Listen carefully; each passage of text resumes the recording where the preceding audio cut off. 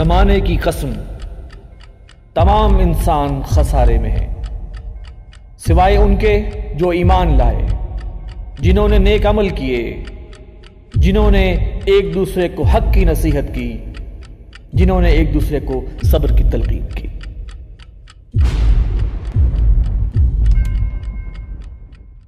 بسم اللہ الرحمن الرحیم۔ السلام علیکم ناظرین، میں ہوں وسیم احمد اور آپ دیکھ رہے ہیں تازہ ترین خبروں پر تبصروں اور تجزیوں کا پروگرام زمانہ گواہ ہے۔ ناظرین، جیسا کہ آپ جانتے ہیں کہ دنیا میں اعلیٰ مقام و مرتبہ انہی ممالک کو ملتا ہے جن کی معیشت بہتر اور مستحکم ہوتی ہے۔ بدقسمتی سے پاکستان میں ٹیکس دینے والے یعنی ٹیکس پیئرز، اسے اکٹھا کرنے والے ٹیکس کلیکٹرز اور اسے یوٹیلائز کرنے والے یعنی حکمران اپنا اپنا فرض پوری دیانتداری سے نہیں نبھا رہے۔ یہی وجہ ہے کہ پاکستان کو ہر سال بجٹ خسارے کا سامنا کرنا پڑتا ہے اور قرض اتارنے کے لیے مزید قرض لینے کی ضرورت پڑتی ہے۔ قرض کی پیتے تھے میں اور کہتے تھے کہ ہاں رنگ لائے گی ہماری فاقہ مستی ایک دن۔ ہم قرض پہ قرض لیے جا رہے ہیں اور آئندہ نسلوں کے گلے میں معاشی غلامی کا طوق سجائے جا رہے ہیں۔ ہر آنے والی حکومت جو ہے یہ مخصوص دعویٰ ضرور کرتی ہے کہ ملکی خزانہ خالی ہے، اور سابقہ حکومت نے ملکی معیشت کا بیڑا غرق کر دیا۔ ناظرین، کوئی ان سے یہ نہیں پوچھتا بقول اقبال، یہ گھڑی محشر کی ہے تو عرصہ محشر میں ہے، پیش کر غافل اگر عمل کوئی دفتر میں ہے۔ یعنی ماضی کو کوسنے کی بجائے اپنی معاشی پالیسیاں بتائیے، انہیں امپلیمنٹ کیجئے، عوام کا معیار زندگی بہتر بنائیے، ملک کے شب روز بدلیے۔ جناب عمران خان کی حکومت بھی تبدیلی کے نعرے کے ساتھ اقتدار میں آئی تھی، لیکن ناکام معاشی پالیسیوں کے سبب اسٹیٹ بینک کی رپورٹ کے مطابق مہنگائی پچھلے 5 سال کی بلند ترین سطح پر پہنچ چکی ہے۔ ڈالر ریٹ قابو میں نہیں آ رہا، اسٹاک ایکسچینج بیٹھ رہی ہے، پیٹرول، بجلی، گیس سمیت ہر ضروریات زندگی کی قیمتیں آسمان سے باتیں کر رہی ہیں، بل بلاؤں کی صورت میں آ رہے ہیں، لیکن ذمہ دارانہ معیشت کا فرمان ہے کہ معیشت بہتری آ رہی ہے۔ ناظرین، ملک کے اندرونی معاشی حالات کیا ہیں، حکومت کی اقتصادی ٹیم کیسا رول ادا کر رہی ہے اور معیشت میں بہتری لانے کے لیے دین ہمیں کیا رہنمائی دیتا ہے، ہم آج کے پروگرام میں ان تمام موضوعات پر گفتگو کریں گے۔ اسٹوڈیو میں میرے ساتھ موجود ہیں ترجمان تنظیم اسلامی جناب مرزا ایوب بیگ صاحب، ان کے ساتھ تشریف رکھتے ہیں جناب آصف حمید صاحب، اور ٹیلی فون لائن پر کراچی سے ہمارا ساتھ دیں گے معروف اکانومسٹ ڈاکٹر شاہد حسن صدیقی صاحب۔ آئیے پروگرام کا آغاز کرتے ہیں۔ آصف حمید صاحب، سب سے پہلے تو یہ فرمائیے کہ عمران خان صاحب کی شخصیت جو ہے اس کے 2 پہلو ہیں، ایک ہے اقتدار سے پہلے اور ایک ہے اقتدار کے بعد۔ ان کے بیانات اقتدار سے پہلے کیا تھے، کنٹینر پہ ہوں، کسی احتجاجی جلسے میں ہوں یا انٹرویوز، اور اقتدار میں آنے کے بعد ان کا جو سٹانس ہے، کیا آپ کو ان دونوں شخصیات میں فرق نظر آتا ہے؟ بسم اللہ الرحمن الرحیم۔ وسیم صاحب، اس سے پہلے کہ میں اس چیز پر بات کروں، سب سے پہلے تو میں کچھ بنیادی باتیں کرنا چاہتا ہوں کہ نبی اکرم صلی اللہ علیہ وسلم نے فرمایا کہ الدین النصیحہ، دین نام ہے خیر خواہی کا۔ تو پوچھا کس سے خیر خواہی؟ تو آپ نے فرمایا للہ ولی رسولہ ولی ائمۃ المسلمین وعامتہم، اللہ سے وفاداری، اللہ کے رسول سے وفاداری، مسلمانوں کے اماموں سے وفاداری جن کو ہم صاحب اقتدار، وعامتہم، اور عوام الناس سے وفاداری۔ آج جو بھی بات ہوگی اس حوالے سے ہمارے ہاں عموماً یہ بہت ایک پرابلم یا مسئلہ یہ ہے کہ آپ کسی کے خلاف بات کرتے ہیں تو دوسری پارٹی جو ہے وہ کہتی ہے جی کہ اس کے حق میں آپ ہو گئے ہیں۔ اگر آپ نواز شریف کے خلاف بات کریں گے تو لوگ سمپل لیبل لگا دیں گے کہ آپ جناب پی ٹی آئی کے ہیں، عمران خان کے۔ عمران خان کے خلاف بات کریں گے تو وہ کہیں گے جناب آپ پیپلز پارٹی کے یا نون لیگ کے ہیں۔ تو شاید پہلی بات تو یہ کلیئر ہو جائے کہ یہ جو بھی بات ہے وہ صرف اور صرف خیر خواہی کے لیے ہے۔ اگر وزیر اعظم نواز شریف ہوتے ہیں تو ہم ان سے خیر خواہی کرتے ہیں، ان کو صحیح بات کا مشورہ دیتے ہیں، یا جو غلط بات ہے اس پر تنقید کرتے ہیں۔ اس کا قطعاً یہ مطلب نہیں کہ ہم پرو نواز شریف ہیں یا پرو عمران خان ہیں۔ دوسری بات یہ ہے کہ ہم سمجھتے ہیں کہ نظام کی اصلاح ان انتخابات سے ممکن ہی نہیں ہے، وہ ایک انقلاب کے ذریعے ہی ممکن ہے، اور ہر گزرتا ہوا وقت یہ ثابت کر رہا ہے کہ ان موجودہ حالات کے اندر منتخب ہو کے کوئی بھی آ جائے اور کوئی بھی کسی کو لے آئے تو مسائل کا حل نہیں ہے۔ ہاں تھوڑی سی بہتری ہو سکتی ہے، اس امید میں ہم مشورہ نواز شریف کو بھی دیتے رہے جب وہ وزیر اعظم تھے، اور عمران خان صاحب کو بھی دیتے ہیں۔ عمران خان صاحب کے ساتھ ایک پلس معاملہ بھی میں سمجھتا ہوں اپنی ذاتی رائے میں. عمران خان صاحب نے جو باتیں کی تھی اس میں سب سے ٹاپ پہ میں رکھتا ہوں ان کا جو ریاست مدینہ والی بات تھی. اس نے ایک امید کی کرن یہ جگائی کہ اگرچہ نظام تو نہیں بدلے گا لیکن ہو سکتا ہے کہ عمران خان مخلص ہو اور وہ کچھ بہتری لے آئے. ٹھیک ہے. نمبر 2، عمران خان نے بات یہ کی تھی احتساب کے حوالے سے کہ وہ اکراس دی بورڈ ہوگا اور لوٹی ہوئی دولت واپس آئے گی اور جناب وہ کرپٹ لوگوں کو جناب کیفر کردار تک پہنچایا جائے گا. تو یہ وہ چیزیں ہیں. اور عمران خان میں سمجھتا ہوں کہ مالی بدعنوانی میں وہ ابھی شمار قطار میں نہیں آتا. میری ذاتی رائے جو غلط بھی ہو سکتی ہے. اس پر پھر ایک یہ کہ عمران خان کا ایک وہ دور ہے جو کہ جس کو ہم جاہلیت کا دور کہیں تو اس سے وہ توبہ طیب ہو چکا ہے, اس کو چھوڑ چکا ہے. اب اس نے اپنا ایک اللہ تعالیٰ سے ایک تعلق شو کیا ہے. ہم دلوں کے حال اللہ بہتر جانتا ہے, ہم ظاہری چیز کے اوپر ہم سمجھتے ہیں کہ اس نے مخلص کے ساتھ اخلاص کے ساتھ لگا ہوا ہے. اب دیکھیے, اب ہم آتے ہیں عمران خان کنٹینر پر. عمران خان جب کنٹینر پہ ہے تو اس کے لیے ہم ایک ہی جملہ کہہ سکتے ہیں کہ دنیا کا سب سے آسان کام ہے دوسروں پر تنقید. بالکل ٹھیک. عمران خان نے جو کچھ کنٹینر پہ کہا, جو اس کے ذہن میں آیا یا جو وہ سمجھے تھے, وہ انہوں نے کنٹینر پہ کہا جس کا فی الواقع حقیقت سے اتنا تعلق نہیں تھا. لیکن چونکہ انہوں نے ہر چیز کو ریاست مدینہ کے خوبصورت پیکج میں ڈال دیا تھا اور ساری امیدیں دلائی تھی, تو قوم کی یوتھ, قوم کی ایک بہت بڑی تعداد کو ان سے یہ تھا کہ یار یہ بندہ, کیونکہ اس کے بیک گراؤنڈ میں ابھی غبن یا کوئی وہ فراڈ یا کوئی وہ چیزیں نہیں ہیں, تو یہ بندہ لے آئے گا. اور آج بھی ہم, یعنی کہ میں اگر کبھی کبھی اس پہ تنقید کرتا ہوں تو لوگ یہ کہتے ہیں کہ آپ کو پرانی حکومت یاد نہیں آتی, تو میں ان سے کہتا ہوں پرانیوں نے یہ بات نہیں کہی ہوئی تھی, انہوں نے یہ بات کی تھی, یہ دعوے نہیں کیے. حقیقت یہ ہے کہ وسیم صاحب ایک اور حقیقت بھی بتا دیتا ہوں کہ جس طرح آج یہ کھل چکا ہے کہ 9/11 ایک ڈرامہ تھا, اسی طرح یہ حقیقت بھی عیاں ہو رہی ہے کہ عمران خان صاحب خود نہیں آئے, ان کو لایا گیا. اگر آپ دیکھیں کہ اسمبلی الیکشن سے پہلے بھی جو الیکٹیبلز جو ہیں وہ لڑک کے آ رہے ہیں, اور وہ جہانگیر ترین صاحب بھی محنت کر رہے ہیں, اور وہی چہرے, تو پتہ چل رہا تھا ایک سٹیج سیٹ ہو رہا ہے. اس کے بعد پھر نواز شریف فیملی پر جو ایک وہ کڑا ایک احتساب کا معاملہ چلا, تو اس سے بھی ثابت ہو رہا تھا کہ ٹارگیٹڈ ہے. تو ان کو ایک لایا گیا, کن مقاصد کے لیے لایا گیا, ہم دعا کرتے ہیں وہ مقاصد اللہ کرے کہ وہ نیک ہوں اس ملک کے لیے. لیکن عمران خان صاحب نے جو خواب دلائے تھے کہ جناب پٹرول اتنے کا ہو جائے گا, اور اگر پٹرول اور ادویات کی قیمتیں بڑھ جائیں تو وہ سمجھ لو کہ ملک کا جو حکمران ہے وہ چور ہے, یا وہ ڈالر ریٹ میں 1 روپے کا اضافہ ہو تو قرضوں میں اتنا اضافہ ہو جائے گا. وہ سب اسٹیٹسٹکس تھے, وہ سب باتیں تھیں جو کہ صرف کہی جا سکتی ہیں. جب وہ اقتدار میں آئے ہیں عمران خان, ان کو لگ پتا گیا, اب ان کو اندازہ ہوا ہے کہ جناب یہ آسان کام نہیں ہے. پھر عمران خان اگر یہ چاہتے ہیں, اور یہ امید ہے کہ وہ چاہتے ہیں کہ اس ملک کے اندر اصلاح کا عمل بھی ہو, کرپشن بھی ہو, تو بیوروکریسی ہر قدم اٹھا رہی ہے عمران خان کو خراب کرنے کے لیے, کیونکہ بیوروکریسی الا ماشاء اللہ کرپٹ ہے. بیوروکریسی وسیم صاحب, جو کہ مجھے یاد ہے ایک پروگرام میں اوریا مقبول جان صاحب نے بھی کہا تھا کہ بیوروکریسی میں یہ بات ہے کہ عمران خان 2 سال نکال گیا تو ہمارا بیڑا غرق ہو جائے گا. بہرحال کچھ پلاسز ہیں, میں کہتا ہوں کہ یہ بیوروکریسی پہ تو ابھی تک عمران خان نے ہاتھ نہیں ڈالا, لیکن عمران خان کی جو بھی اقدامات ہیں, بہت سے اقدامات ایسے سامنے آ رہے ہیں جو لگتا ہے کہ جیسے اس کو ناکام کیا جا رہا ہے جو وہ چاہ رہا ہے. تیسری بات وسیم صاحب یہ ہے کہ عمران خان کے جو ارد گرد ٹیم ہے نا, جو لوگ ہیں, وہ عمران خان کے ساتھ نظریاتی طور پر متفق نظر نہیں آتے. یہ بڑی الارمنگ بات ہے. یہ الارمنگ بات اس لیے ہے کہ جس طرح سیکولرزم کا پرچارک وزیر اطلاعات صاحب کر رہے ہیں عمران خان کا, میں بالکل نہیں سمجھتا کہ ریاست مدینہ کا نام لینے کے بعد اس طرح کے سیکولرزم کی بات ہو. اسی طرح اور بھی جو ہمیں بہت سے لوگ نظر آتے ہیں, مثال کے طور پہ اب بہت بڑا دھبا جو نظر آتا ہے کہ پشاور کی جو میٹرو ہے, اس کے پہلے عمران خان صاحب کا مجھے یاد ہے کہ ان کے وہ بیانات, جناب میٹرو بنانی ہی نہیں چاہیے, وہ کون سی میٹرو ہوتی ہے جو اوپر سے چلتی ہے, اور فلاں ہے, پھر ہم بنائیں گے تو سب سے بہترین بنائیں گے, لمبی بنائیں گے, ہم کم خرچ میں بنائیں گے. وہ کہاں سے کہاں پہنچ چکی ہے. انسان اگر اتنے بڑے بڑے دعوے کرتا ہے تو اللہ تعالیٰ اس کو دکھا دیتا ہے کہ میں بھی موجود ہوں, تو نے بہت بڑے بڑے دعوے کر لیے.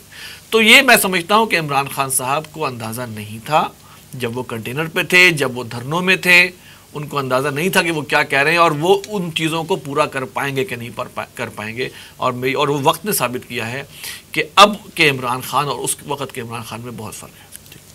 ایوب بیگ صاحب یہ فرمائیے کہ جب بھی معاشی حالات کا ذکر ہوتا ہے تو یہ بات آتی ہے کہ یہ سارا سابق حکومت کا کیا دھرا ہے. آپ کیا سمجھتے ہیں کہ سابق حکومت پاکستان کے بگڑے ہوئے معاشی حالات کی کس حد تک ذمہ دار ہے؟ بسم اللہ الرحمن الرحیم. وسیم صاحب، پہلے تو میں عاصم عیسیٰ صاحب کی بہت سی باتوں کی تصدیق کروں گا. انہوں نے بالکل ٹھیک فرمایا ہے. عمران خان کے بارے میں بھی جو ان باتوں کو انہوں نے ذکر کیا ہے میں سمجھتا ہوں بالکل درست ہیں. کنٹینر پر جو باتیں کی گئی وہ میری نظر میں ان کی ایمیچورٹی ظاہر کرتی ہے. البتہ ایک بات درست نہیں ہے کہ وہ آئے نہیں لائے گئے. بالکل فوج نے وزیر اعظم بنانے میں ان کا ساتھ دیا، لیکن اس سے پہلے جتنے ہمارے عوامی لیڈر ہوئے نا، ذوالفقار علی بھٹو، نواز شریف، ان کو تو دنیا جانتی بھی نہیں تھی. فوج نے پکڑ کا وزیر اعظم بناتا، پتہ نہیں تھا لوگوں کو. جب نواز شریف 90 میں وزیر اعظم بنا تو سندھ میں لوگ اس کو جانتے بھی نہیں تھے. عمران خان کا بہرحال وزیر اعظم سیاست میں آنے سے پہلے بھی نام تھا. لوگ کرکٹ کے حوالے سے اسے جانتے تھے، لوگ شوکت خانم کے حوالے سے اسے جانتے تھے. البتہ یہ کہ یقیناً جو حالات نے بتایا ہے کہ وزیر اعظم بننے میں ضرور مدد کی ہے، لیکن آج تک ہمارے ہاں کوئی ذوالفقار علی بھٹو اور سب سے زیادہ نواز شریف جو صرف فوج کے بل بوتے پر سیاست پہ آئے، فوج کے بل بوتے پر انہوں نے تمام عہدے حاصل کیے. وہ فوج نے جتنی بیک نواز شریف کی کی ہے ہمارے کسی اور حکمران کی ابھی تک نہیں کی. آگے کیا ہوتا ہے؟ اور یہ باتیں بالکل درست ہیں کہ عمران خان کا پہلے کے بیانات اور اب کے طرز عمل میں، اب کی کارکردگی میں وہ بہت فرق آ چکا ہے. اور یہ ہوتا ہے، بالکل درست کہا آصف نے یہ بھی، کہ باہر بیٹھ کر باتیں کرنی بہت آسان ہوتی ہیں. جہاں تک مہنگائی کا تعلق ہے تو کسی بھی چیز کی عوام کو تکلیف پہنچے، عوام کے لیے عوام کا ریلیف ختم ہو، اس کے لیے اظہار ثانی کا باعث بنے، تو کسی بھی وقتی حکومت کو اس سے بری الذمہ نہیں ٹھہرایا جا سکتا. یقیناً وہ بھی بری الذمہ نہیں ٹھہرائے جا سکتے. خاص طور پر ایک ایسا آدمی، عوام کو کیا تعلق کہ پہلے کیا تھا اب کیا تھا، عوام کہتی ہے اب مہنگائی ہو گئی ہے تو یقیناً. لیکن میری رائے میں موجودہ معاشی حالات کی پچھلی 2 حکومتیں، خاص طور پچھلی حکومت 95% ذمہ دار ہے. اور جب میں 95% کہتا ہوں تو میں اس کو سمجھتا ہوں کہ میں کچھ رعایت برت رہا ہوں. دیکھیے، سب سے پہلی بات کہ حکمرانی کے نام پر جو ڈاکہ زنی کی گئی اور جس طرح باہر جدادیں بنائی گئیں اور جو عیش و عشرت کا ماحول ہوا، جو ہمارے وزیر خزانہ ڈار صاحب کرتے رہے، وہ کسی سے ڈکا چھپا نہیں. اور اس پر ڈٹائی سے یہ کہنا کہ عدالت میں ثابت نہیں ہو سکا. اور بھائی، کون رسیدیں دے کر چوری کا مال لیتا ہے؟ کون؟ اور پھر ہمارا قانونی نظام، ہمارا عدالتی نظام، کس کو وہ سزا ہوئی ہے؟ آصف زرداری 11 سال اندر رہا، کون نہیں جانتا وہ کیا ہے، لیکن کوئی سزا اس کو ہوئی. لیکن لہذا یہ تو کوئی جواب ہے ہی نہیں جی کہ اس پر ثابت نہیں ہوا. اب میں بتاتا ہوں، شروع ہوتا ہوں اس بات سے کہ سن 8 میں جب زرداری نے حکومت سنبھالی تو پاکستان پر $30 ارب کا قرضہ تھا. زرداری نے جب چھوڑی، زرداری سے مراد پیپلز پارٹی ہے، تو $60 ارب کا تھا. نواز شریف نے جب چھوڑی تو $95 ارب کا قرضہ تھا. کہاں گئے یہ پیسے؟ پہلے 30 سال میں ہم نے پر اینم جو ہمارا قرضہ تھا وہ $50 کروڑ تھا. 2008 سے 2013 تک یعنی زرداری دور میں وہ قرضہ $30 ارب بڑھ گیا. یعنی پر اینم جو پہلے 50 کروڑ تھا وہ اب $6 ارب ہو گیا. نواز شریف آئے تو یہ قرضہ $7 ارب پر اینم ہو گیا، $35 ارب انہوں نے لیا.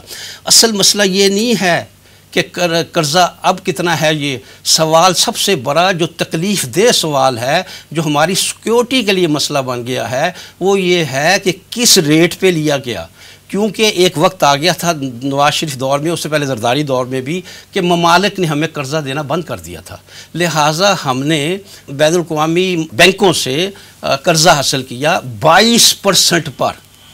22% پر بھی قرضہ لیا، میرے پاس اس کے پورے موجود ہیں، جبکہ یہ موجودہ حکومت نے جو قرضہ لیا یہ 3% پہ لیا۔ اصل بات یہ ہے کہ آپ کتنے سود، قرضہ تو لینا پڑے گا، اتارنا نہیں ہے قرضہ، اتارنا پڑے گا، لیکن آپ کس پرسنٹیج پہ لے رہے ہیں، باہر سے لے رہے ہیں۔ میں تھوڑی سی آپ کو تفصیل بتاؤں، پاکستان نے 2013 میں بہت سے قرضے لے کر 2013 میں 182 ارب روپے کے سکوک بانڈز بیچ کر انٹرنیشنل ایئرپورٹ کراچی کو گروی رکھ دیا۔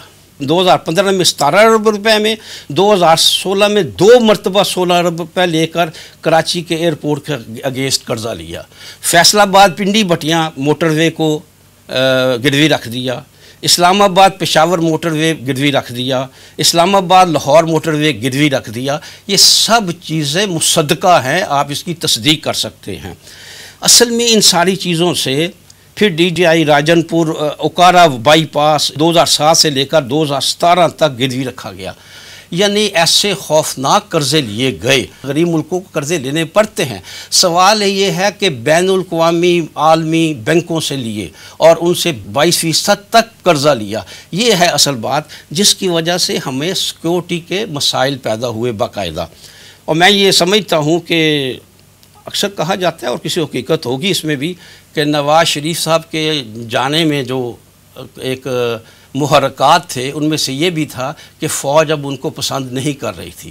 اس کی وجہ یہ تھی کہ وہ سیکیورٹی کے مسئلے بن رہے تھے ان وجوہات کی بنا پر، جس وجہ سے جو ہے وہ پی ٹی وی مکمل طور پر پی ٹی وی کے تمام اثاثے گروی رکھے جا چکے ہیں، ریڈیو پاکستان کے تمام اثاثے گروی رکھے جا چکے ہیں۔ پاکستان نے 2017 میں 6457 ملین تجارتی خسارہ تھا، 2017 ہی میں کرنٹ خسارہ 1418 ملین ڈالر تھا۔ بجلی کا جو تھا سرکل ڈیپٹ وہ تو پہلے بھی ہوتا تھا لیکن ہائیسٹ ہوا ان کے زمانے میں 1200 ارب ڈالر۔ گیس کا کبھی سرکل ڈیپٹ ہوا ہی نہیں، گیس کا پہلے کبھی نہیں ہوا تھا، وہ 157 ارب روپے ہوا ہے۔ دیکھیے میں آپ کو ایک مثال دیتا ہوں، اس میں کوئی شک نہیں کہ میں اب عمران خان کی حکومت کی طرف آتا ہوں، ابھی تک مجھے ان کی یہ سب چیزیں اس فائنینشیل کرائسس سے ملک کو نکالنے کے لیے سمت درست نظر نہیں آ رہی۔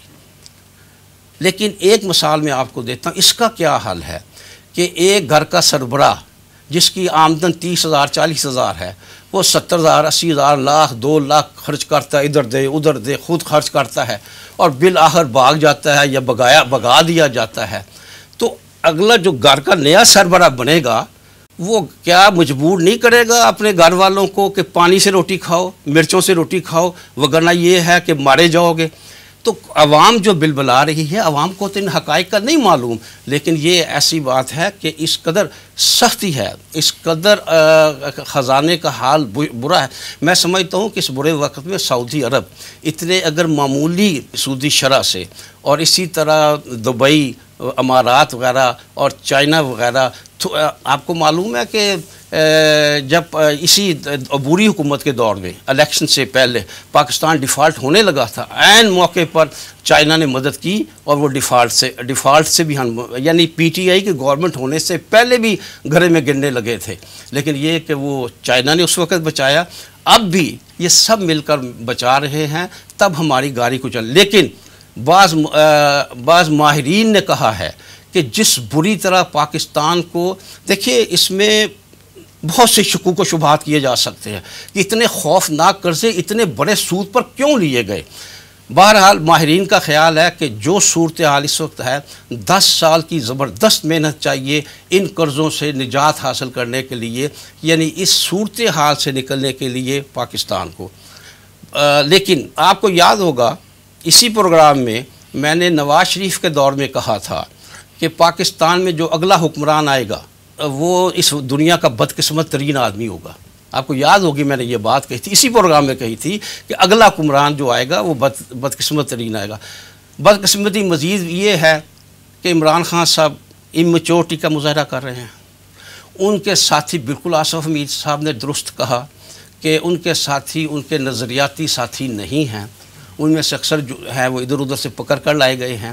تو اس صورتحال میں یہ سمجھتا ہوں، یعنی آپ صحیح فرما رہے ہیں کہ ان کی سمت جو ہے وہ درست نظر نہیں آ رہی ہے. یعنی اگر قرضوں کی بات ہے تو وہ بھی تو اسٹیٹ بینک کی رپورٹ کے مطابق 15 ارب روپے روزانہ قرض لے رہے ہیں نا پاکستانی حکومت جو ہے اس وقت 15 ارب روپے روزانہ کی بنیاد پہ، اور مہنگائی جو ہے اس میں پچھلے 5 سال کی بلند ترین سطح پہ پہنچ چکی ہے. تو عوام کا بل بلانا تو جسٹیفائڈ ہے نا. میں اس کا بتاتا ہوں، اس کی وجہ یہ ہے کہ 600 ارب روزانہ اس میں سے سود دیا جا رہا ہے پچھلے قرضوں کا.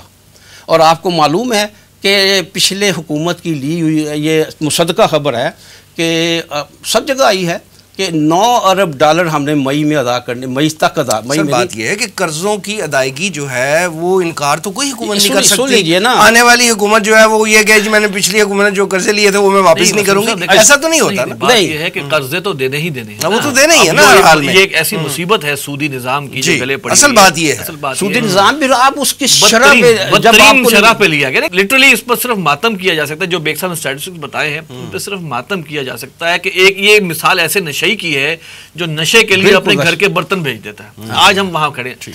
دیکھیے بات وسیم صاحب یہ ہے کہ ہم پر بھی برا، یعنی کہ پیٹرول مہنگا ہو گیا تو اگر ہم نے بھی گاڑی ہر ایک کو فیس کرنا پڑا ہے. شاید ہم ایز اے قوم یہ سمجھے تھے کہ عمران خان کے پاس کوئی جادو کا چراغ ہے جو وہ بولتا تھا سکریٹری پہ کھڑے ہو کے. انفارچونیٹلی وہ چراغ ہے نہیں. اور بھٹو نے کہا تھا نا ایٹمی صلاحیت کے لیے کہ ہم گھاس کھا لیں گے لیکن ایٹم بم بنائیں گے. گھاس کھانی پڑتی ہے، گھاس کھانی، لیکن اس وقت گھاس کھانی نہیں پڑی. اب یہ جہاں پہنچ چکا ہوا ہے اور جہاں پر کہ اتنے اثاثے، آپ یہ سوچیں اگر وہ دعویٰ دائر کر دیتے ہیں کراچی ایئرپورٹ کا تو آپ پہ کیا اثر پڑے گا؟ ہاں یہ ایک اخبار میں آپ ڈیفالٹ کرتے ہیں تو پھر ہی ہوگا نا. یہ اخبار میں بات آ چکی ہے، سنیے یہ بات اخبار میں آ چکی ہے کہ ایک باپ اپنے بیٹے کو کہہ رہا ہے عین ممکن ہے کسی دن صبح تم اٹھو تو تمہیں پتہ چلے کہ کراچی ایئرپورٹ ہمارا نہیں ہے. بنیادی بات تو ڈیفالٹ ہے. اس کے بعد بیگ صاحب جس موٹر وے پہ ہم جہاز اتارتے ہیں وہ موٹر وے اب ہماری نہیں ہے، وہ رہن رکھی ہوئی ہے. یعنی کہ یہ رونے کے لیے یہ رونے کا مقام ہے. ٹھیک ہے، پاکستان میں ہوا یہ ہے کہ قرض کی پیتے تھے میں اور کہتے تھے کہ ہاں ہم رنگ لائے گی ہماری فاقہ مستی ایک دن. یہ ایک دن وہ ہماری فاقہ مستی جو اور ہم اس کے عادی ہوئے. اب وہ نشہ اگر ہم سے چھینا جا رہا ہے یا جو بھی ہے تو ہم پر زد آ رہی ہے اور ہم چیخ رہے ہیں. ہم اس قدر آسائش کے قائل ہو چکے ہیں وسیم صاحب کہ ہم اپنے اوپر کوئی بوجھ لینا کے لیے ہم تیار نہیں، اور عمران خان نے قوم کو اس کے لیے تیار نہیں کیا. بالکل درست ہے. یہ اس کا ایک اور پرابلم ہے. معروف اکانومسٹ ڈاکٹر شاہد حسن صدیقی صاحب ہمارے ساتھ ٹیلی فون لائن پہ ہیں. آئیے موجودہ صورتحال جو بھی معاشی ہے ان سے بھی بات کرتے ہیں اور ان کی رائے لیتے ہیں. جی السلام علیکم ڈاکٹر صاحب. جی وعلیکم السلام. ڈاکٹر صاحب یہ فرمائیے کہ پاکستان کے موجودہ معاشی حالات جو ہیں اس کو آپ کس نظر سے دیکھتے ہیں؟ میں یہ سمجھتا ہوں پوری ذمہ داری کے ساتھ معیشت کی حالت اس وقت تشویشناک ہے، اور کئی لحاظ سے دیکھا جائے تو گزشتہ مالی سال میں جبکہ یہ کہہ رہے تھے تباہی بربادی ہو رہی ہے، اس کے مقابلے میں کارکردگی جو ہے مزید خراب ہوئی ہے کئی شعبوں میں، اس میں کوئی شبہ نہیں ہے. ایک بات جیسے میں آپ سے عرض کر دوں کہ پاکستان کی آزادی کو 72 سال ہو گئے ہیں. ان 72 سالوں میں کبھی نہیں ہوا کہ ایک ہی مالی سال میں ہمارا جو ایگریکلچر سیکٹر ہے اور ہمارا جو لارج اسکیل مینوفیکچرنگ سیکٹر ہے یہ دونوں منفی یا نیگیٹو گروتھ دکھائیں. اس دور میں جو ہے پہلی مرتبہ ہوا ہے کہ یہ منفی گروتھ ریٹ ہم دکھا رہے ہیں ان دونوں سیکٹر میں، جو کہ روزگار یہیں سے ملتا ہے، تو وہ تو نہیں ہوا. اور دوسری بات یہ تھی کہ اس سال ہمارا گروتھ ریٹ ہوگا 3.5%. پچھلی حکومت نے چھوڑا تھا 5.2%، تو اس سے بہت نیچے چلا گیا. ہدف ہمارا 6.2% کا تھا. جنوبی ایشیا میں یہ اوسط سے کم ہے، بھارت سے کم ہے، بنگلہ دیش سے کم ہے. تو یہ تو شرم کی بات ہے کہ گروتھ ریٹ نیچے جا رہا ہے اور قرضے جو ہے وہ بے تحاشا بڑھ رہے ہیں اور مہنگائی بے تحاشا بڑھ رہی ہے. اور 2 کریڈٹ ریٹنگ ایجنسی جو عالمی ہیں، اسٹینڈرڈ آف پور اور موڈیز، یہ دنیا بھر میں ریکوگنائزڈ ہیں. تو اسٹینڈرڈ آف پور نے یہ کہا ہے کہ جی ان کی جو کارکردگی ہے اس کو کہا ہے کہ جو چارج شیٹ کیا ہے عمران خان کی حکومت کو کہ جی آپ اس سے جو توقعات تھیں وہ تو آپ نے پوری نہیں کی، آپ تو اسی راستے میں چونکہ چل نکلے ہیں جو پچھلے 25-30 سال سے ہو رہا تھا کہ طاقتور طبقوں کو مراد دیں، ٹیکس چوروں کو مراد دیں، قومی دولت لوٹنے والوں کو مراد دیں اور اس کا بوجھ 22 کروڑ عوام پہ ڈال دیں اور معیشت پر ڈال دیں. اگر آپ دیکھیں تو برآمدات میں اضافہ نہیں ہوا، حالانکہ ہم نے روپے کی قدر میں ان کے اپنے دور میں جو ہے وہ 124 سے 141 پر آ گیا.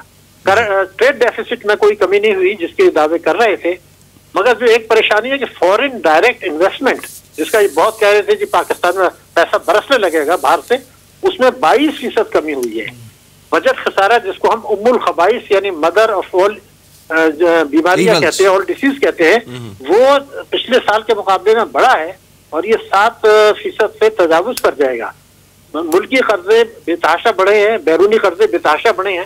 کبھی بھی کسی ایک سال میں پاکستان کی تاریخ میں اتنے قرضے نہیں بڑھے تھے جتنے کہ اس حکومت کے دور میں بڑھے ہیں۔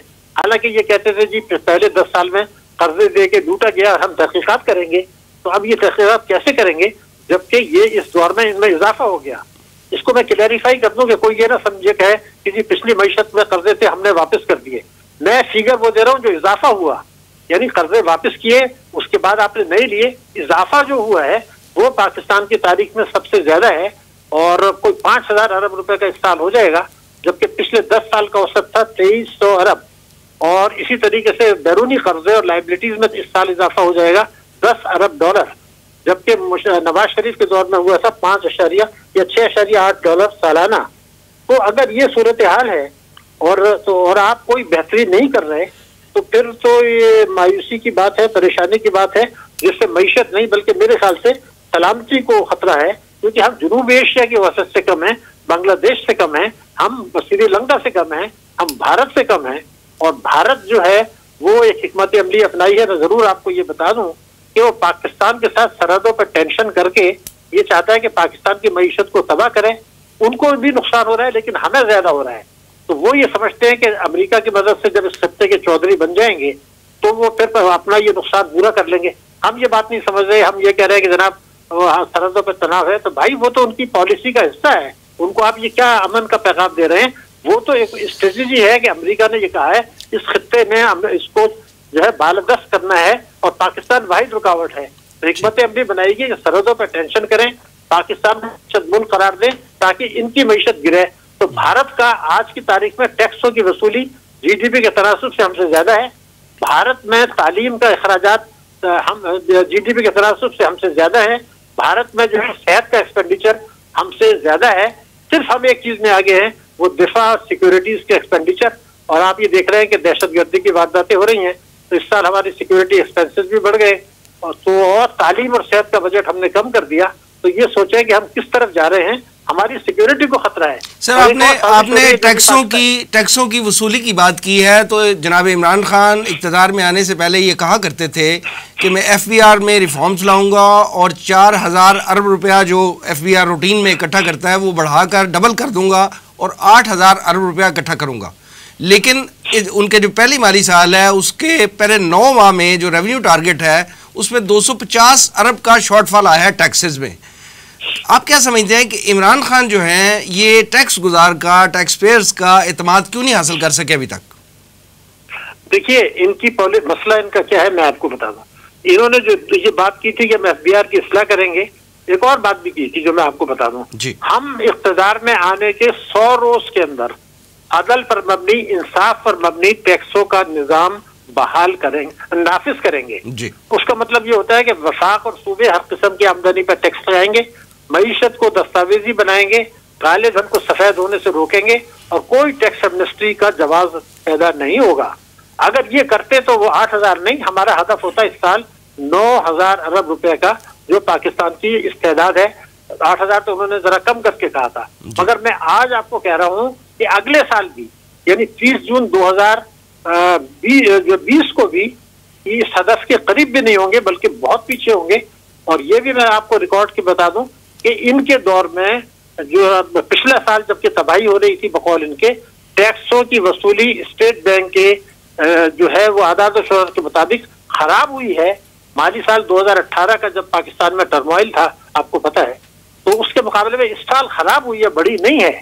اور انہوں نے ایک اور یہ فیصلہ جو مسئلہ تھا کہ ہم عدل پر مبنی ٹیکس پالیسی لائیں گے، یہ کیوں خراب ہوئی ہے؟ آپ اس میں تھوڑی سی روشنی ڈالیے کہ یہ کیوں خراب ہوئی ہے، اس کی وجہ کیا ہے؟ 5 سال میں بھی نہیں آئے گا۔ اس کی وجہ یہ ہے کہ وفاقی کابینہ اس کے لیے تیار نہیں ہے، ان کے پارلیمنٹ کے ممبر ان کے لیے تیار نہیں ہے، ان کے اپنے صوبائی اسمبلی تیار نہیں ہے۔ تو جب ان کی کیبنٹ اپروو نہیں کرے گی تو یہ تو 5 سال میں بھی نہیں لا سکیں گے اور یہ بربادی 5 سال چلتی رہے گی۔ جی ڈاکٹر صاحب یہ فرمائیے کہ اسد عمر صاحب نے ٹیکس ایمنسٹی اسکیم لانے کی بات کی ہے اور آئندہ چند ہفتوں میں یہ پلان ہو کے منظر عام پہ آ جائے گی اور عوام کو بتا دیا جائے گا کہ کیا نئی ٹیکس ایمنسٹی اسکیم ہے.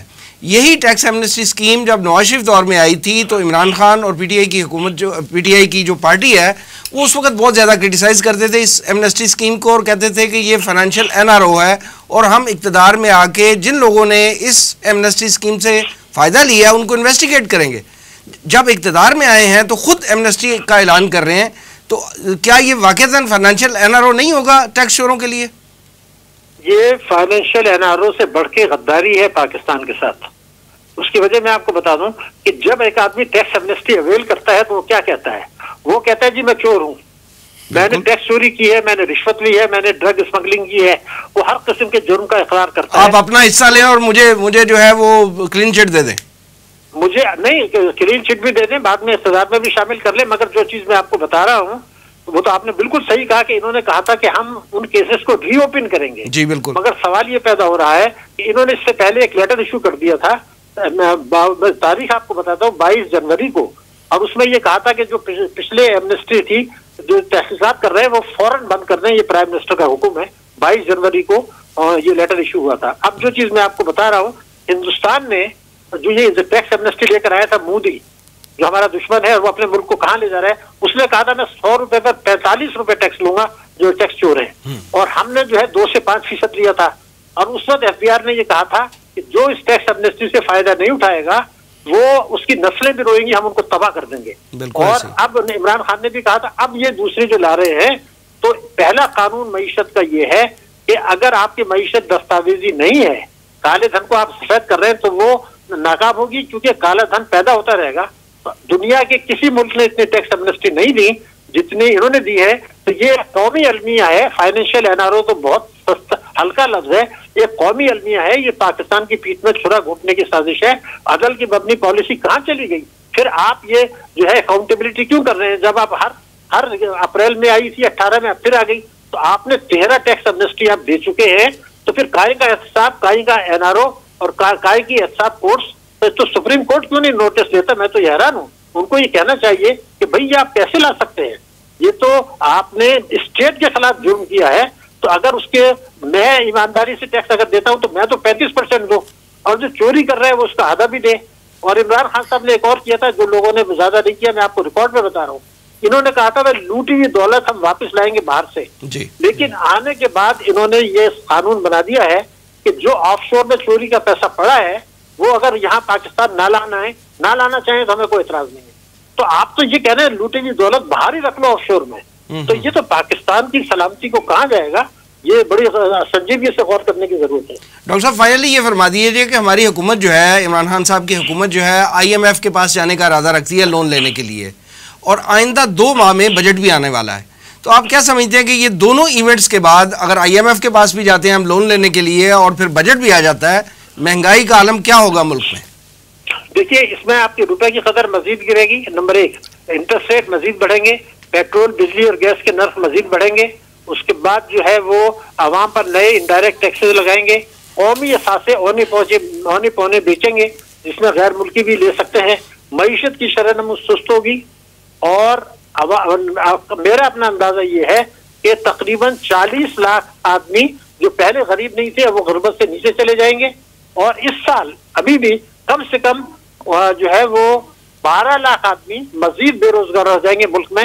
یہ ہے آپ کا خطرہ کہ بے روزگاری بڑھے گی, تو 50 لاکھ مکان بنانا اور 1 کروڑ نوکریاں دینا, یہ تو پھر جو ہے ایسی بات ہے جس کو احسانہ بات کہیں گے, کیونکہ آپ کی تو بے روزگاری بڑھ رہی ہے.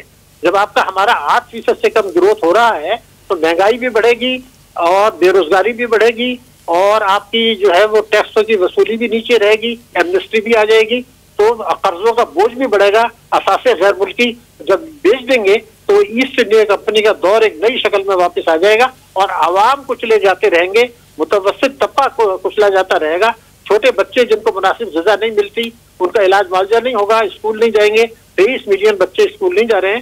تو یہ تو ہم جو ہے بہت پیچھے جا رہے ہیں خطے کی میں, خاص طور سے افریقہ کے غریب ملکوں سے بھی ہم پیچھے جا رہے ہیں. ڈاکٹر شاہد حسن صدیقی صاحب, ہمیں وقت دینے کا بہت شکریہ. ڈاکٹر صاحب نے تو ہوشربا حقائق بتائے ہیں, وہ شاعر نے کیا خوب کہا ہے کہ دم لیا تھا نہ قیامت نے ہنوز، پھر تیرا وقت سفر یاد آیا. یعنی آپ لوگ ساری حالات جو ہیں وہ بتا رہے تھے، تو اس پہ جو انہوں نے ساری حقائق بتائے ہیں وہ تو کچھ بہت ہی خوشگوار ہے. میں اس میں کہوں ایک تو اسٹیٹسٹکس، ایک تو بیگ صاحب نے جو بتائے سابقہ جو ہوا، اب جو صورتحال ہے، تو واقعی بیگ صاحب کی بات درست ثابت ہوتی ہے کہ اس وقت جو حکمران ہے شاید وہ بدقسمت ترین ہو کہ اس کے اوپر کس قدر بوجھ ہے. تبھی میں اکثر جب دیکھتا ہوں عمران خان کے چہرے پہ تناؤ اور ایک وہ کیفیت اب مسکراہٹ جو ہے وہ بہت ہی مشکل سے نظر آتی ہے. یہ صورتحال ہے، اور اس میں میں پھر آپ سے یہ کہوں گا وسیم صاحب کہ اس میں ہم ایک شخص کو بلیم نہیں کر سکتے. یہ بیسیکلی ایک اللہ تعالیٰ کا ایک عذاب ہے جس پہ ہم گر رہے ہیں، اس لیے کہ ہم نے بہت ساری جو ہے نا نافرمانی اللہ تعالیٰ سے بھی کی ہوئی ہیں، اور ہماری قوم جو ہے جو خائن ترین لوگ ہیں وہ ہمارے اوپر جو ہے برسر اقتدار آتے رہے ہیں.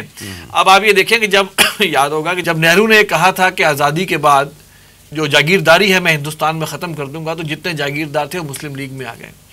یہی معاملہ یہ ہوا ہے کہ جتنے مفاد پرست لوگ تھے نا وہ پھر پی ٹی آئی میں ویسے آ گئے اور اب عمران خان کو کچھ کرنے نہیں دے رہے ہیں. الیکشن سے پہلے جو الیکٹیبلز آئے ہیں اور جو بھی اس کی ٹیم نظر آ رہی ہے نا، عمران خان کو وہ کچھ نہیں کرنے دے گی، کیونکہ اس کے اندر بھی بددیانت لوگ بھی موجود ہیں، مفاد پرست لوگ بھی موجود ہیں، اور سب سے بڑھ کر کے ہمارے ملک کا جو نظام عدلیہ کا ہے اس پہ بہت بڑا کوشچن مارک آتا ہے. ابھی حالیہ جو واقعہ ہوا ہے 460 یا 480 ارب میں ہم نے 2200 ارب کی زمین جو ہے وہ بڑی کلین چٹ بیریا ٹاؤن کی کر دی ہے. تو یہ اگرچہ ہم یہ کہہ سکتے ہیں کہ بڑا کمال ہے، 480 ارب یا 460 ارب روپے تو مل جائے گا 7 سال میں، لیکن جو زمین دی ہے اور جس کو کیا بالکل کلین چٹ دے دی ہے اس کی جو بتاتے ہیں وہ قیمت 2200 ارب ہے. تو یہاں ہم روئیں تو کس کا رونا روئیں؟ آپ یہ بتائیں کہ زرداری جیسے بندے کو عدالتیں کہتی ہے کہ کلین ہے. جس نے زمین دی ہے ان کو کوئی نہیں پوچھ رہا، جس نے لی ہے اس کو 460 ارب کا میں بتاؤں کہ ہم 100 باتوں کی ایک بات، یہاں پر جب تک انقلاب نہیں آئے گا یہاں حالات بہتر نہیں ہوں گے. مجھے بتائیں ایک امید کی کرن نہ بیگ صاحب دکھا پائے ہیں نہ ڈاکٹر صاحب نے دکھائی ہے.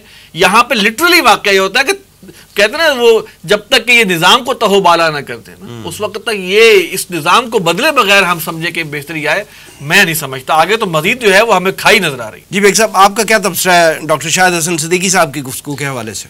ڈاکٹر شاہد حسن صدیقی صاحب ہمارے ملک کے مشہور اور مایہ ناز ماہر اقتصادیات ہیں، لیکن میں سمجھتا ہوں کہ چند باتیں ان سے جلدی میں خلاف حقیقت نکل گئی ہیں. برآمدات میں اضافہ ہوا ہے اور کرنٹ ڈیفیسٹ کم ہوا ہے، آپ ریکارڈ چیک کر لیں.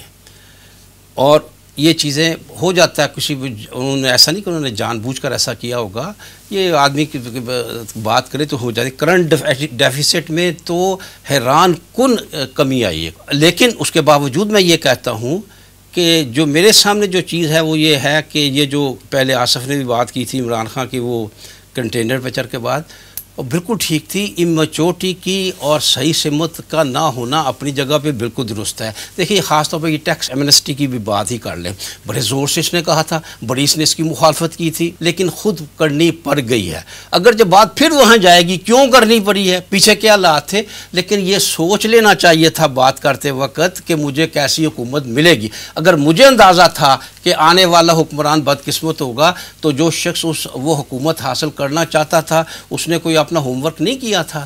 نہیں جب وہ بات کر رہے تھے تو اس سے پہلے بھی خود ایمنسٹی اسکیم سے فائدہ اٹھا چکے ہوئے تھے. خیر میں تو کوئی ذاتی معاملے یہ مجھے نہیں معلوم ہوا ہوگا. انہوں نے تو ابھی کرنی ہے. ابھی ہمارے ہاں کتنی ہو چکی ہیں موجودہ، وہ فگر بتائیے نا ڈاکٹر شاہد، شاید 12 دفعہ ہو چکی ہے.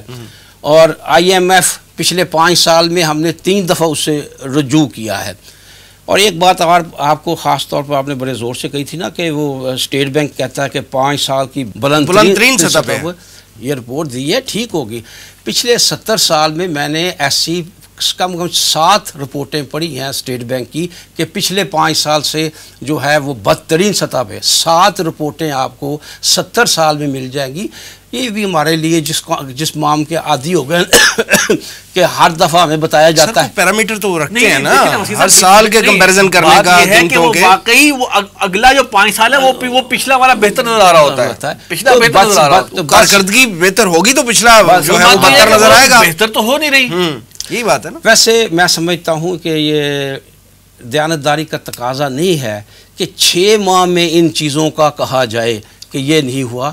یہ اس طرح نہیں ہے، لیکن یہ کہ بہرحال اصل بات جو میں کہہ رہا ہوں وہ نوٹ کیجئے کہ سمت ابھی تک درست نہیں ہو سکی. اگر سمت درست نہ ہوئی تو یہ بات صاحب اگر سمت درست ہو تو پھر تو یہ بات جسٹیفائڈ بنتی ہے، لیکن اگر سمت درست نہیں ہے تو پھر تو باتیں آئیں گی نا. نہیں باتیں آئیں گی، لیکن ظاہر ہے 6 ماہ میں تو وہ نقصان نہیں ہوا جو پچھلے 10 سال میں ہوا ہے. پوری ہسٹری میں نقصان چلتا آ رہا ہے جی. چلیں بیگ صاحب، بات یہ ہے کہ ہماری مہنگائی جو اس وقت کی کرنٹ صورتحال ہے اس سے عوام بلبلا رہے ہیں، ظاہر ہے برے حالات ہیں، ظاہر ہے. لیکن ہمارا جو ذمہ دار طبقہ ہے، ذمہ دار جو اقتصادیات کے ذمہ داران ہیں، وہ یہ کہہ رہے ہیں کہ ہم معیشت میں بہتری لا رہے ہیں.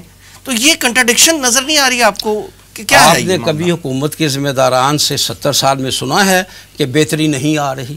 تو پھر کیا فرق ہے ان میں اور ان میں؟ کوئی فرق نہیں. میں کب کہہ رہا ہوں کہ بہت بڑا فرق ہے. عمران خان انڈیویجول اور اس کی ٹیم بڑا فرق ہے، اور جو اس کی ٹیم ہے اس میں اور ان پچھلوں میں فرق نہیں.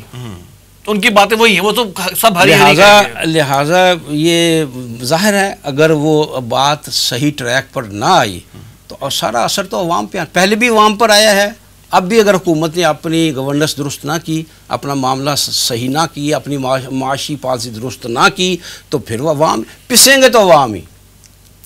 اسکندر مرزا بھی لندن چلا گیا، یا خان بھی خیر واپس آ کر یہاں مر گیا، ایوب خان کا بھی کسی نے کچھ نہ بگاڑا، مشرف بھی آنے کو نام ہی نہیں لیتا، تو کسی کا احتساب ہوا ہے.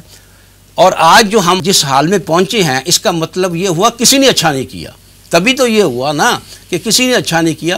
تو لہٰذا ہمارا معاملہ یہ ہے کہ یہ معیشت کے واقعی آپ بالکل ٹھیک کہہ رہے ہیں، عوام بلبلاتی رہتی ہے، حکومت کے ذمہ داران لکھتا ہے یہ، اور ہر حکومت میں ایسا اور یہ ہر حکومت میں ایسا ہوتا ہے. خوف اس بات کا آتا ہے کہ حالات یہاں نہ پہنچ جائے کہ جب کہا جائے کہ بھائی ایٹمی صلاحیت دے دو، یعنی یہ کتنی مزکہ خیز بات ہے، یہ پیسے لے لو، کتنی مزکہ خیز بات ہے کہ اسد عمر صاحب کہہ رہے ہیں کہ شکر کریں کہ 12 روپے پر لیٹر میں نے پیٹرول کی قیمت نہیں بڑھائی. یعنی یہ شکر کریں. میں تو کہہ رہا ہوں نا کہ آپ اس چیز کا پوائنٹ یہ ہے، اب شکر اس لیے کریں کہ پچھلے حالات کا تقاضا تھا کہ 20 روپے ہوتا، ہم نے حالات کو فیس کر کے 6 کیا، ان کا شکر بھی درست ہے. دیکھیں سود ایسی خوفناک چیز ہے، اصل بات اس میں جو پھنس جاتا ہے سود بنایا ہی نہیں نکل سکتا، پھر نہیں سود بنایا ہی پھنسانے کے لیے، چاہے وہ ایک آدمی پھنسے، چاہے ایک خاندان پھنسے، چاہے ایک کمپنی پھنسے، یا چاہے ایک ملک پھنسے. یہ یہودی نے یہ بنایا اس لیے گیا. اور الٹیمیٹلی میں بتا رہا ہوں، خدا نہ خواستہ خاکم بدن یہ نہ ہو کہ وہ کہیں گے جی آپ اپنے جو آپ کے نیوکلیئر ایسٹس ہیں جب تک آپ وہ ہمارے حوالے نہیں کرتے اس وقت تک آپ بھوکے ہی مریں گے. آصف صاحب یہ فرمائیے کہ عمران خان صاحب کا یہ مینیفیسٹو میں بھی یہ بات شامل تھی، اور وہ کنٹینر پہ بھی اور پہلے دعوے بھی اور نعرے بھی لگاتے رہے کہ جی ہم پاکستان کی لوٹی ہوئی دولت جو ہے وہ پاکستان میں لائیں گے واپس. اور یہ ایک بڑا ایک پاکستانی قوم کے لیے انکریجنگ بات تھی کہ جی پاکستان کی دولت جو ہے وہ باہر کیوں پڑی ہوئی ہے، وہ واپس آنی چاہیے. کالا دھن ہے جو یہاں سے اللیگلی باہر ٹرانسفر ہوا ہے تھرو منی لانڈرنگ یا جیسے بھی ہے، تو وہ واپس لانے کی بات تھی. اب تک جتنے بھی عرصہ گزرا ہے، اگرچہ بیگ صاحب صحیح فرما رہے ہیں کہ وہ تھوڑا ٹائم ہے کسی بھی حکومت کی معاشی پالیسیوں کو جج کرنے کے لیے، لیکن پھر وہی بات کہ سمت جو ہے وہ کیا درست ہے اور اب تک کے کیا اقدامات ہیں لوٹی ہوئی دولت واپس لانے کے لیے. اس کا اگر آپ مناسب سمجھے تو میں عرض کر دوں. جی وہی بات میں کروں گا کہ سمت درست نہیں ہے، اس لیے ویسے بھی اس کا امکان کم ہے.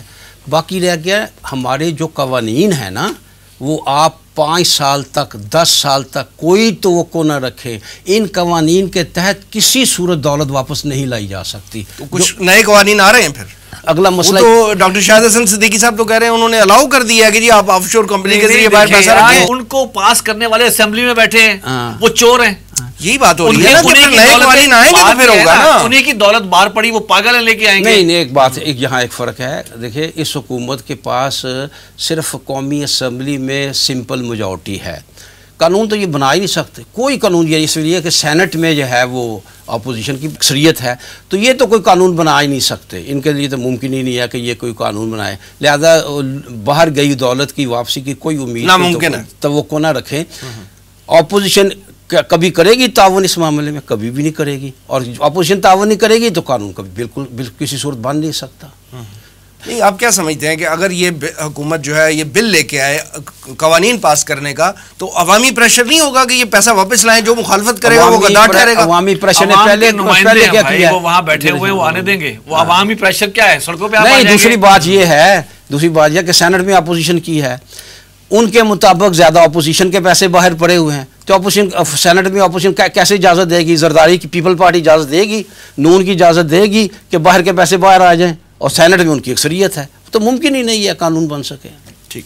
آصف صاحب فائنلی یہ بتا دیجیے کہ معیشت میں بہتری لانے کے لیے دین اسلام ہمیں کیا اصول و ضوابط دیتا ہے؟ میں بیگ صاحب سے بھی اس پہ رائے لوں گا اور آپ بھی فرمائیے. دیکھیے دین اسلام کی بات جب ہم کریں گے تو سب سے پہلے تو یہ ہے کہ ہم اللہ کے دین کو ماننے والے تو بنے. بالکل صحیح.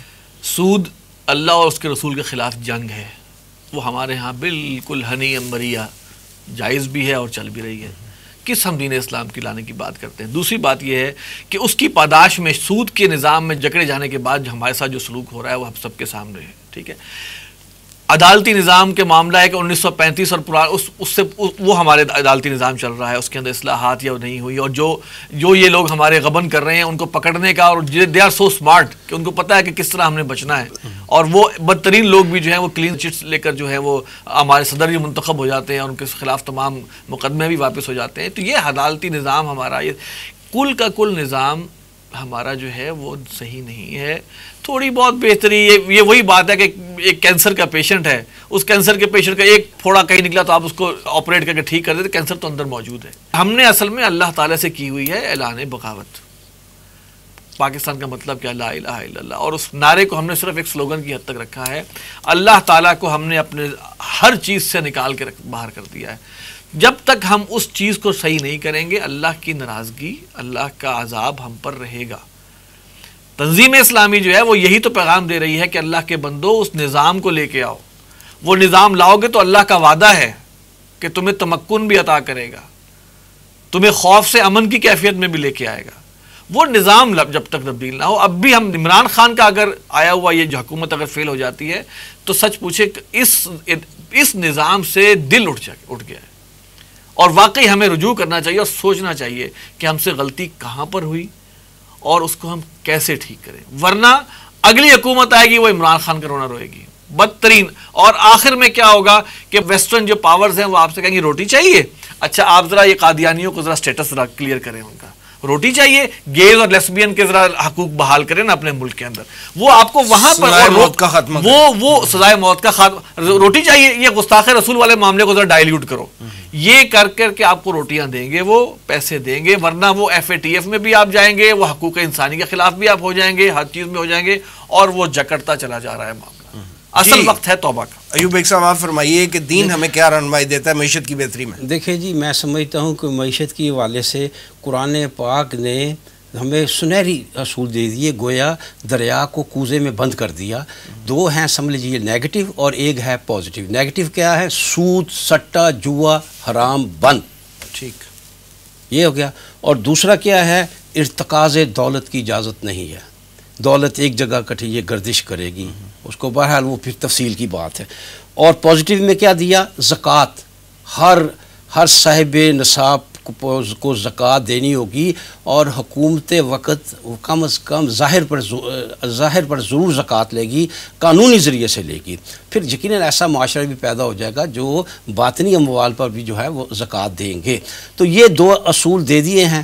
میں سمجھتا ہوں کہ اگر یہ نظام آ جائے، اور یاد رکھیے یہ عمران خان ہو یا کوئی ہو، یہ کسی جمہوری انداز سے چیزیں طے پا نہیں سکیں گی. اس کے لیے ایک بنیادی انقلاب کی ضرورت ہے، موجودہ نظام کو تحوالہ کرنے کی ضرورت ہے، اور ان بنیادوں پہ لانے کی ضرورت ہے جو اسلام ہمیں تمام، یہی نہیں صرف معاشی بنیادوں پر بلکہ معاشرتی سطح پر بھی اور سیاسی سطح پر بھی. جب تک ہمہ جہت تبدیلی نہیں آئے گی اس وقت تک کوئی بہتری نہیں ہوگی. ایوب بیگ صاحب اور آصف حمید صاحب پروگرام میں تشریف آوری کا بہت شکریہ.